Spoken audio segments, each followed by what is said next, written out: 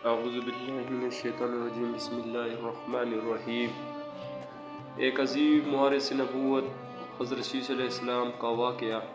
جب زمین پر انسانی تاریخ کا آغاز ہوا تو اللہ تعالیٰ نے آدم علیہ السلام اور حضرت حوا کو تخلیق فرمایا اور ان سے نسل انسانی کی بنیاد رکھی، مگر اس زمین پر نیکی اور بدی کی پہلی جنگ بھی چھڑ چکی تھی، جہاں قابیل نے اپنے بھائی بابیل کو قتل کر کے ظلم کی ابتدا کی۔ حضرت آدم علیہ السلام کے دل پر یہ ایک گہرا ذہن تھا، لیکن اللہ نے انہیں ایک اور نیک اور صالح بیٹا عطا کیا۔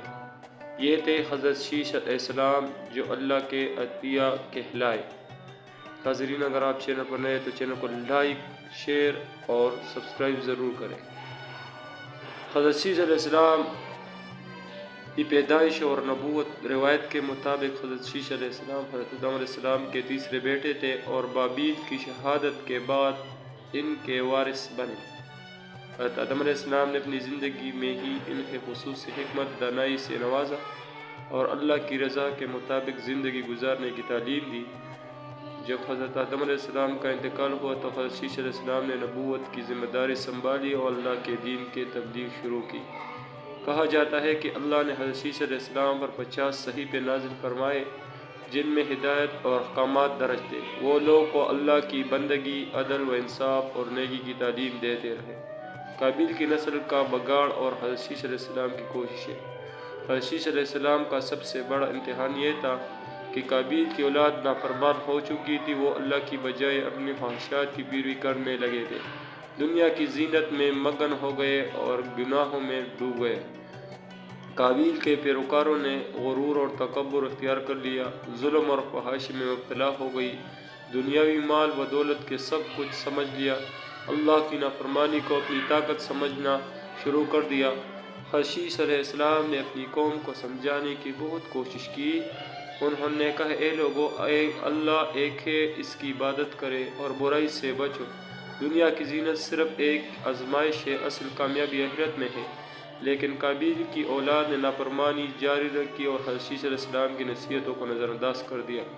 حضرت شیش علیہ السلام کی وفات اور میراث۔ حضرت شیش علیہ السلام نے تقریباً 912 سال تک اللہ کی بندگی اور تبلیغ میں زندگی گزاری۔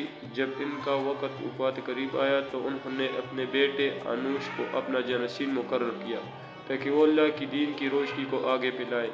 ان کی تعلیمات انوش اور ان کے بعد آنے والی انبیاء کے ذریعے محفوظ رہے، یہاں تک کہ حضرت نوح علیہ السلام کا زمانہ آیا جہاں ایک اور بڑی آزمائش کا سامنا کرنا پڑا۔ سبق جو ہم حضرت شیش علیہ السلام کی زندگی سے سیکھتے ہیں: اللہ کی اطاعت، کامیابی صرف اللہ کی بندگی میں ہے، دنیا کی جنگ دمک صرف ایک فریب ہے، حق اور باطل کی کشمکش ہمیشہ رہے گی۔ قابیل کی نسل کی طرح آج بھی دنیا میں نافرمانی اور برائی موجود ہے، لیکن ہمیں حضرت شیش علیہ السلام کی طرح نیکی کا راستہ اپنانا ہے۔ علم اور حکمت کی اہمیت۔ حضرت آدم علیہ السلام حضرت شیش علیہ السلام کو دانائی سکھائی اور انہوں نے اپنی نسل کو نیکی کی طرف بلایا، جو ثابت کرتا ہے کہ علم سب سے بڑی طاقت ہے۔ صبر، استقامت۔ نافرمان قوم کے درمیان رہ کر بھی حضرت شیش علیہ السلام نے ہدایت کا راستہ نہیں چھوڑا۔ ہمیں بھی مشکلات میں صبر اور استقامت سے کام لینا چاہیے۔ حسین اختتام۔ حضرت شیش علیہ السلام کی کہانی آج کے لیے ایک پیغام ہے۔ اگر ہم غور کریں تو حضرت شیش علیہ السلام کی کہانی آج بھی ہمارے لیے ایک سبق ہے۔ ہم بھی ایک ایسے دور میں جی رہے ہیں جہاں دنیاوی خواہشات نے لوگوں کو اندھا کر دیا ہے، لیکن وہی کامیاب ہوگا جو حضرت شیش علیہ السلام کی طرح اللہ کی اطاعت کرے گا اور نیکی کے راستے پر چلے گا۔ تو سوال یہ ہے، ہم حضرت شیش علیہ السلام کے نقش قدم پر چلنے کے لیے تیار ہیں یا قابیل کی اولاد کی طرح گمراہی کا راستہ اپنائیں گے؟ آپ سوچ سمجھ کر جواب دیں۔